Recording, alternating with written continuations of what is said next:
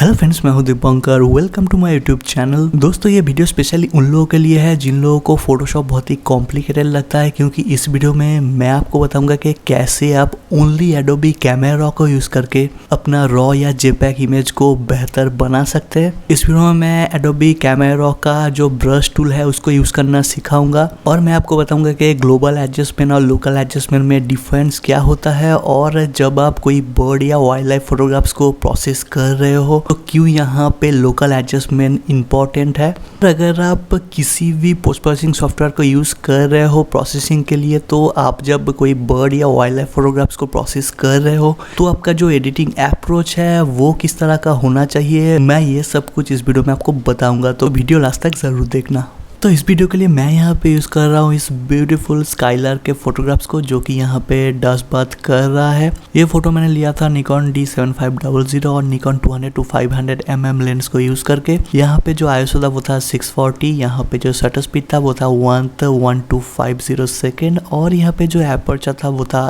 f7.1। यहाँ पे अगर आप कोई भी रॉ इमेज को फोटोशॉप के अंदर ओपन करेंगे तो वो एडोबी कैमरा रॉ पे ही ओपन होगा, और अगर आप कोई जेपैग इमेज को प्रोसेस कर तो आपको यहाँ पे फोटोशॉप में जाना पड़ेगा फिल्टर पे, और उसके बाद आपको यहाँ पे कैमरा रॉ फिल्टर का ऑप्शन देखने को मिल जाएगा। तो ये फोटो मैंने लिया था आफ्टरनून के टाइम में, और जैसे कि आप देख सकते हैं कि जो लाइट है वो एक साइड से आ रहा है। यहाँ पे जब मैंने देखा कि ये स्काईलार्क डस्ट बात कर रहा है तो मैं पहले बिल्कुल इसका आई लेवल पे जाके फ्रेम करने का ट्राई किया, और आई लेवल पे फ्रेम करने के टाइम मैंने देखा कि जो बैकग्राउंड का जो अपर पार्ट है यानी कि जो ब्राइट पार्ट है वो बर्ड के ठीक पीछे आ रहा है, और यहाँ पे जो व्हाइट डस्ट है वो बैकग्राउंड का जो उस ब्राइट पार्ट है उसके साथ मिक्स हो जा रहा था, और जो ये डस्ट है वो इतना प्रोमिनेंट देखने को नहीं मिल रहा था। तो इसलिए मैं कैमरा को थोड़ा सा ऊपर करके ये फ्रेम किया था ताकि बैकग्राउंड में जो डार्क पोर्शन है वो बर्ड के बैकग्राउंड में आए। और आप यहाँ पे देख सकते हैं कि जो डार्क बैकग्राउंड के ऊपर जो व्हाइट डस्ट है वो और भी ज्यादा प्रोमिनेंट देखने को लग रहा है। दोस्तों, किसी भी इमेज को प्रोसेस करने से पहले जो क्रॉपिंग है और जो क्रॉपिंग का एस्पेक्ट रेशियो है वो बहुत ही इंपॉर्टेंट है। तो मैं यहाँ पे पहले इस इमेज को क्रॉप कर लूँगा, तो यहाँ पे मैं क्रॉप एंड रोटेट ऑप्शन पे आऊँगा, या फिर आप कीबोर्ड पे C की को प्रेस करके भी आप इस ऑप्शन पे आ सकते हैं। और जैसे मैंने कहा कि यहाँ पे जो एस्पेक्ट रेशियो है वो बहुत ही इंपॉर्टेंट है, और आप किस काम के लिए इस इमेज को यूज़ करेंगे उस हिसाब से आपको यहाँ पे एस्पेक्ट रेशियो को सेट करना पड़ेगा। जैसे कि अगर आप इस इमेज को आप अपना कंप्यूटर का वॉलपेपर बनाना चाहते हैं तो आप यहाँ पे 16:9 रेशियो पे क्रॉप करना आपको पड़ेगा, या फिर इंस्टाग्राम के लिए यहाँ पे 1:1 या 4:5 में आपको क्रॉप करना पड़ेगा। तो मैं यहाँ पे 4:5 में सेट कर लूँगा, और यहाँ पे आप इस ऑप्शन पे आके इस एस्पेक्ट रेशियो को रोटेट भी कर सकते हैं। तो यहाँ पे मैं लेफ्ट साइड में अगर थोड़ा सा ज़्यादा नेगेटिव स्पेस में रखूँगा तो इमेज देखने में ज़्यादा अच्छा लग रहा है, तो मैं इसको 5:4 एस्पेक्ट रेशियो में यहाँ पे क्रॉप कर रहा हूँ। दोस्तों, ये totally latest version Adobe camera raw है। अगर आप कोई पुराना version of Adobe camera raw के यूज़ कर रहे हो तो आपको यहाँ पे ये सारे टूल ऊपर या किसी डिफरेंट जगह पे देखने को मिल सकता है, तो आप यहाँ पे आपके वर्जन्स के हिसाब से इन सारे टूल्स को थोड़ा सा ढूंढ लेना। दोस्तों, यहाँ पे अगर आपका इमेज सीधा नहीं है तो आप यहाँ पे किसी भी कॉर्नर पे आके इमेज को सीधा कर सकते हैं, या फिर आप यहाँ पे एंगल स्लाइडर को लेफ़्ट राइट करके भी आप इमेज को सीधा कर सकते हैं, और यहाँ पे आपको इमेज को फ्लिप और रोटेट करने का ऑप्शन भी यहाँ पे देखने को मिल जाएगा। तो आपके हिसाब से आपका इमेज को क्रॉप करने के टाइम बस आपको यहाँ पे इंटर पे प्रेस करना पड़ेगा, और उसके बाद आपका इमेज क्रॉप हो जाएगा। यहाँ पे इमेज में मुझे एक डस्ट स्पॉट भी देखने को मिल रहा है, जो कि आप यहाँ पे स्पॉट रिमूवल टूल पे आके बस एक क्लिक करके ही इसको रिमूव कर पाएंगे। यहाँ पे स्पॉट रिमूवल टूल के अंदर आपको 3 ऑप्शंस देखने को मिल रहा है। यहाँ पे जो फर्स्ट स्लाइडर है वो है साइज, यानी कि आप इस स्पॉट रिमूवल ब्रश का जो साइज है उसको छोटा या बड़ा कर सकते हैं, जो कि आप कीबोर्ड में दोनों थर्ड ब्रैकेट सेकेंड ब्रैकेट की को प्रेस करके भी कर सकते हैं। यहाँ पे आपको एक फेदर का स्लाइडर देखने को मिल रहा है, यानी कि ब्रश टूल का जो एजेस है उसको आप कितना सॉफ्ट रखना चाहते हैं आप इस स्लाइडर पे आके उसको एडजस्ट कर सकते हैं। और यहाँ पे ब्रश के ओपेसिटी का एक स्लाइडर भी आपको यहाँ पे देखने को मिल रहा है। दोस्तों आप आपके फ़ोटो में से कैसे आप डस्ट स्पॉट या अनवांटेड कोई ऑब्जेक्ट को आप इजीली रिमूव कर सकते हैं, उसके ऊपर भी मैं एक वीडियो बनाया था। अगर आपने वो वीडियो नहीं देखा तो उसका लिंक आपको नीचे डिस्क्रिप्शन में मिल जाएगा। तो इसके बाद अब हम आते हैं बेसिक एडजस्टमेंट पैनल पे, और यहाँ पे जो फर्स्ट स्लाइडर है वो है टेम्परेचर। और आप जानते ही है कि इसको कंट्रोल करके हम इमेज का जो वाइट बैलेंस है उसको एडजस्ट करते हैं। तो बेसिकली ये इमेज मैंने लिया था ऑटो वाइट बैलेंस में, और जो यहाँ पे वाइट बैलेंस है वो मुझे ऑलमोस्ट ठीक ठाक ही लग रहा है, तो मैं यहाँ पे स्लाइडर को कुछ नहीं करूँगा। यहाँ पे इसके बाद टिंट, और यहाँ पे मुझे स्लाइटली मैजेंटी स्टोन ज़्यादा देखने को लग रहा है, तो मैं थोड़ा सा इन स्लाइडर को लेफ्ट की तरफ ले जाके जो मैजेंटी टोन यहाँ पे देखने को लग रहा है उसको मैं थोड़ा सा करेक्ट करने का ट्राई कर रहा हूँ। और यहाँ पे इसके बाद इस एक्सपोजर स्लाइडर को मैं थोड़ा सा इंक्रीज़ करके इमेज का जो ओवरऑल एक्सपोजर है उसको मैं थोड़ा सा इंक्रीज़ कर रहूँगा। तो यहाँ पे बेसिक एडजस्टमेंट पैनल पे आपको जो सारे स्लाइडर्स देखने को मिल रहा है, जैसे कि temperature, tint, exposure, contrast, highlight, shadows, whites, blacks, texture, clarity, dehaze, vibrance, saturation, sharpness, noise reduction, इसके बारे में मैं ऑलरेडी एक बहुत ही डेडिकेटेड वीडियो बना चुका हूँ। और अगर आप बिगिनर्स हैं तो मैं आपसे रिकमेंड करूँगा कि आप प्लीज़ वो वीडियो देखिए, क्योंकि यही किसी भी पोस्ट प्रोसेसिंग का बेसिक चीज़ है। और उन सारे वीडियोस में मैं आपको बताया था कि इन सारे बेसिक एडजस्टमेंट स्लाइडर को एडजस्ट करने के बाद ये आपका इमेज में क्या क्या या कैसे कैसे इम्पैक्ट करता है वो बहुत सारे एग्जाम्पल के साथ समझाया था। तो उस वीडियो का लिंक आपको नीचे डिस्क्रिप्शन में मिल जाएगा। तो यहाँ पे बेसिक एडजस्टमेंट पैनल्स पे जो सारे स्लाइडर्स या ऑप्शन आप चेंजेस कर रहे हो ये आपका टोटल इमेज में इम्पैक्ट कर रहा है। यानी कि अगर आप यहाँ से टेक्सचर, क्लैरिटी, डीहेज या कॉन्ट्रास्ट को ज़्यादा या कम करते हैं तो ये आपका टोटल इमेज का टेक्सचर, क्लैरिटी या कॉन्ट्रास्ट को ज़्यादा या कम करता है। पर बर्ड या वाइल्ड लाइफ फोटोग्राफी में या किसी भी तरह के फोटोग्राफी में आपका जो मेन पॉइंट ऑफ इंटरेस्ट है वो आपका सब्जेक्ट होता है, और इसलिए ही आप जितना अमाउंट कॉन्ट्रास्ट, क्लैरिटी या शार्पनेस या सैचुरेशन आपका सब्जेक्ट के ऊपर अप्लाई करना चाहते हैं उतना अमाउंट डेफिनेटली उसका बैकग्राउंड या फोरग्राउंड में हमको नहीं चाहिए होता है। तो एज एग्जांपल अगर मैं इस फोटो की बात करूँ, अगर मैं इस बर्ड के पीछे जो डस्ट है उसका ब्राइटनेस को या उसका वाइटनेस को मैं थोड़ा सा ज़्यादा करना चाहता हूँ, तो मैं यहाँ पे क्या करूँगा, यहाँ पे हाईलाइट्स को थोड़ा सा ज़्यादा करूँगा या वाइट को थोड़ा सा ज़्यादा करूँगा ताकि जो वाइट पॉइंट वैल्यू है उसका वाइटनेस थोड़ा सा ज़्यादा हो। पर अगर मैं यहाँ से इस हाईलाइट्स को ज़्यादा करूँगा या वाइट को ज़्यादा करूँगा तो यहाँ पे डस्ट का जो वाइटनेस है वो तो ज़्यादा होगा ही, उसके साथ साथ यहाँ पे बर्ड के ऊपर या फोरग्राउंड में जो हाईलाइट पार्ट है या जो वाइट पॉइंट है उसका वाइटनेस भी ज़्यादा हो जाएगा। पर मुझे यहाँ पे सिर्फ जो डस्ट है उसका वाइटनेस या उसका ब्राइटनेस ही मुझे ज़्यादा चाहिए। ठीक इसी तरह से अगर आप यहाँ पे बर्ड्स के फेदर्स को देखेंगे तो यहाँ पे ब्यूटीफुल डिटेल्स है, तो मैं अगर इस डिटेल्स को थोड़ा सा इंक्रीज़ करना चाहूँगा तो यहाँ पे मैं कॉन्ट्रास्ट, क्लैरिटी या शार्पनेस को थोड़ा सा ज़्यादा करूँगा। पर अगर मैं इस स्लाइडर से वो करता हूँ तो बर्ड्स के साथ साथ जो बैकग्राउंड में स्मूथ पोर्शन है उसका क्लैरिटी या शार्पनेस भी ज़्यादा हो जाएगा। पर वहाँ पे मुझे शार्पनेस ज़्यादा नहीं चाहिए, वो जगह मुझे स्मूथ चाहिए, पर बर्ड्स के फेदर या फेदर का टेक्सचर मुझे और भी एनहेंस चाहिए। तो बेसिकली मेरा यहाँ पे कहने का मतलब ये है कि आपका इमेज का हर एक एलिमेंट्स का या हर एक पोर्शन का जो ट्रीटमेंट है वो इक्वल नहीं होगा, आपको हर पोर्शन में अलग अलग से काम करना पड़ेगा। और ये चीज़ हम करते हैं लोकल एडजस्टमेंट करके। तो यहाँ पे इस इमेज में मैं और कुछ भी ग्लोबल एडजस्टमेंट नहीं करूँगा, बस यहाँ पे जो शार्पनेस है वो ऑलरेडी आप देख सकते हैं कि थोड़ा सा अप्लाई हो चुका है, क्योंकि फ़ोटोशॉप ऑटोमेटिकली जो रॉ इमेज है उसमें थोड़ा सा शार्पनेस अप्लाई कर देता है। तो मैं यहाँ पे अभी के लिए इसको 0 करूँगा, क्योंकि शार्पनेस मैं प्रोसेसिंग के बाद अप्लाई करता हूँ। यहाँ पे एडोबी कैमरा के अंदर लोकल एडजस्टमेंट्स करने के लिए हम यहाँ पे यूज़ करते हैं एडजस्टमेंट ब्रश टूल को, और अगर आप लाइटरूम को यूज़ करते हो तो वहाँ पे भी आपको सेम ब्रश टूल देखने को मिल जाएगा। तो यहाँ पे आप के की को प्रेस करके भी इस ब्रश टूल को एक्सेस कर सकते हैं, या फिर आप सिंपली यहाँ पे क्लिक करके भी इस ब्रश टूल को एक्सेस कर सकते हैं। तो यहाँ पे क्लिक करने के बाद आपका ब्रश टूल आ जाएगा, जाएगा और यहाँ पे आपको जो बेसिक एडजस्टमेंट पैनल्स आपको देखने को मिल रहा था वैसा ही एक पैनल आपको यहाँ पे देखने को मिलेगा, जहाँ पे आपको temperature, exposure, contrast, clarity, sharpness, saturation, इन सारे ऑप्शंस भी देखने को मिल जाएगा। तो यहाँ पे जो आपको प्लस आइकॉन देखने को मिल रहा है इसके ऊपर क्लिक करके आप एक न्यू ब्रश को क्रिएट कर सकते हैं। तो बेसिकली यहाँ पे आपको मल्टीपल ब्रश को क्रिएट करना पड़ेगा, क्योंकि यहाँ पे हम फोटो में डिफरेंट जगह पे डिफरेंट तरह के चेंजेस करेंगे। तो इसके बाद यहाँ पे एक ब्रश का आइकॉन है, तो यहाँ पे आके आप ब्रश को सिलेक्ट कर सकते हैं और इसके बाद यहाँ पे इरेज का ऑप्शन है, यानी कि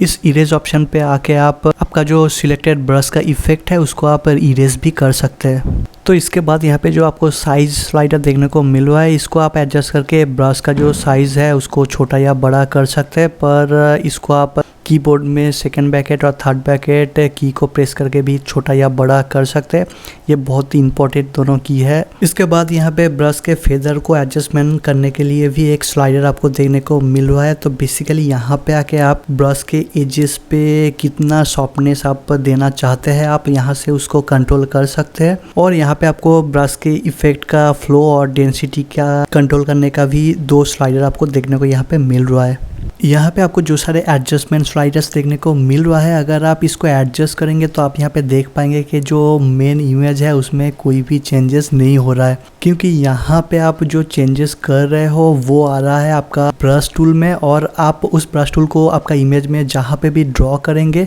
वो चेंजेस सिर्फ पर्टिकुलरली उस जगह पे ही अप्लाई होगा। तो चलिए इसको प्रैक्टिकली देखते हैं। तो सबसे पहले यहाँ पे मैं बर्ड का जो बैकग्राउंड है और यहाँ पे जो फोरग्राउंड है उसको मैं और भी थोड़ा सा डार्क करना चाहूँगा, ताकि जो मेरा मेन सब्जेक्ट है वो और भी ज़्यादा पॉप अप हो। तो यहाँ पे बैकग्राउंड को डार्क करने के लिए मैं यहाँ पे एक ब्रश टूल को ले लूँगा और इसके बाद यहाँ पे ज़रूरत के हिसाब से ब्रश के साइज़ और फेदर और फ्लो को आपको यहाँ पे सेट करना पड़ेगा। और यहाँ पे एक नया ब्रश टूल को लेने के बाद आप इस एडजस्टमेंट स्लाइडर को पहले रीसेट करना बिल्कुल भी मत भूलना, इस आइकन के ऊपर क्लिक करके। और इसके बाद मैं एक्सपोजर स्लाइडर को डाउन करूँगा ताकि ब्रश का इफेक्ट है वो डार्क आए। तो अगर आप इस ब्रश को यहाँ पे बैकग्राउंड के ऊपर अप्लाई करेंगे तो आप यहाँ पे देख सकते हैं कि जो बैकग्राउंड का ब्राइटनेस है वो और भी थोड़ा सा कम हो रहा है, यानी कि जो डार्क पोर्शन है वो और भी डार्क हो रहा है। पर अगर आप इस तरह से ये करेंगे तो ये इसका आप इफेक्ट ठीक ठाक नहीं आएगा।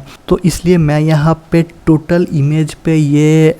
डार्क ब्रश को मैं अप्लाई कर दे रहा हूँ, और आप यहाँ पे देख पाएंगे कि जो टोटल इमेज है वो डार्क हो चुका है ब्रश को अप्लाई करके। और यहाँ पे मज़ेदार चीज़ ये है कि ब्रश को अप्लाई करने के बाद आप इस एडजस्टमेंट स्लाइडर को भी एडजस्ट कर सकते हैं, और जो इफेक्ट है वो आपको सिर्फ उस जगह पे ही देखने को मिलेगा जहाँ पे आप ब्रश किए हो। और इसके बाद मैं बर्ड के ऊपर और जो डस्ट के ऊपर जो डार्क ब्रश अप्लाई हो चुका था मैं उसको सिंपली इरेज करूँगा, ताकि उसका जो प्रीवियस एक्सपोजर था वो रिस्टोर हो सके। तो मैं यहाँ पे इसलिए सिंपली यहाँ पे इस इरेज टूल को यूज़ करूँगा और यहाँ पे क्लिक करके और इमेज को जूम करके मैं बर्ड के ऊपर और पीछे डस्ट के ऊपर इस इरेज टूल को अप्लाई करूँगा। और आप यहाँ पे देख पाएंगे कि जो ओरिजिनल ब्राइटनेस था बर्ड का और डस्ट का वो धीरे धीरे रिस्टोर हो रहा है। तो यहाँ पे आपको थोड़ा सा फ्लो को कम रखना पड़ेगा ताकि जो इफ़ेक्ट है वो ज़्यादा नेचुरलिस्टिक लगे। तो अगेन ये ब्रश को अप्लाई करने से पहले आपका इमेज को बहुत ही ज़्यादा जूम कर लेना बहुत ही ज़रूरी है, और आप यहाँ पे कंट्रोल प्लस की को प्रेस करके आप इमेज को जूम इन या कंट्रोल माइनस की को प्रेस करके इमेज को जूम आउट कर सकते हैं। और यहाँ पे जो इम्पोर्टेंट है ये हैंड टूल, जो कि आप एच की को प्रेस करके भी एक्सेस कर सकते हैं या फिर आप यहाँ पे क्लिक करके भी एक्सेस कर सकते हैं। बेसिकली इस हैंड टूल को यूज़ करके आप इमेज को लेफ़्ट राइट अप डाउन कर सकते हैं, और दोबारा इस की को प्रेस करने के बाद ये हैंड टूल चला जाएगा और ब्रश आ जाएगा। तो यहाँ पे जूम टूल, हैंड टूल और जो इम्पोर्टेंट की है वो है second bracket third bracket keys, जो कि आप यूज़ करके आप जो ब्रश साइज़ है उसको छोटा या बड़ा कर सकते हैं, या फिर आप स्क्रॉल करके भी ब्रश साइज़ को छोटा या बड़ा कर सकते हैं। तो ये तीन बहुत ही इम्पोर्टेंट की है और आपको धीरे धीरे बहुत ही प्रिसिशन के साथ अप्लाई करना पड़ेगा ताकि जो रिज़ल्ट है वो और भी रियलिस्टिक और बेहतर दिखे। तो अगेन आप यहाँ पे इस ब्रश आइकन के ऊपर जाके ब्रश का जो डार्क पार्ट है या जो फेदर का डार्क टेक्सचर है वहाँ पे आप ब्रश करके उस डार्क टेक्सचर को और भी डार्क बना सकते हैं। तो यहाँ पे इसके बाद यहाँ पे जो बैकग्राउंड में डस्ट है उसको मैं और भी ज़्यादा प्रोमिनेंट और भी ज़्यादा वाइटिश करूँगा। बेसिकली मैं जब इसको खुद देख रहा था तो जो डस्ट है वो और भी ज़्यादा प्रोमिनेंट था, पर हमारा जो कैमरा है उसका डायनामिक रेंज हमारे आँखों के जैसा नहीं है, तो इसलिए जो इमेज है वो जो हम देखते हैं उससे बहुत ही डल आता है, और इसलिए हम फोटोशॉप या पोस्ट प्रोसेसिंग करके उसको हम वैसा बनाने का ट्राई करते हैं जैसे हम उस सीन को देखे थे। तो यहाँ पे इसके बाद मैं और एक ब्रश ले लूँगा, तो इसके लिए सिंपली यहाँ पे प्लस आइकन पे क्लिक करूँगा और न्यू ब्रश लेने के बाद मैं यहाँ पे इन सारे एडजस्टमेंट स्लाइडर्स को रीसेट कर लूँगा सिंपली यहाँ पे इस आइकन के ऊपर क्लिक करके। जैसे मैंने कहा कि मैं यहाँ पे जो बैकग्राउंड में डस्ट है उसका जो वाइटनेस है वो थोड़ा सा इंक्रीज़ करूँगा और वहाँ पे थोड़ा सा क्लैरिटी या टेक्सचर को ऐड करूँगा। तो इसके लिए मैं सिंपली यहाँ पे हाईलाइट स्लाइडर को स्लाइटली इंक्रीज़ करूँगा और यहाँ पे वाइट स्लाइडर को थोड़ा सा प्लस की तरफ करूँगा। यहाँ पे मैं टेक्सचर को थोड़ा सा इंक्रीज़ करूँगा, क्लैरिटी को और डीहेज को, और मैं यहाँ पे स्लाइटली कॉन्ट्रास्ट को ऐड करना चाहूँगा। तो अब मैं अगर यहाँ पे इस वाइट पोर्शन में ब्राउज करता हूँ तो आप यहाँ पे देख सकते हैं कि और एक आइकन यहाँ पे आपको देखने को मिल रहा है। तो बेसिकली आप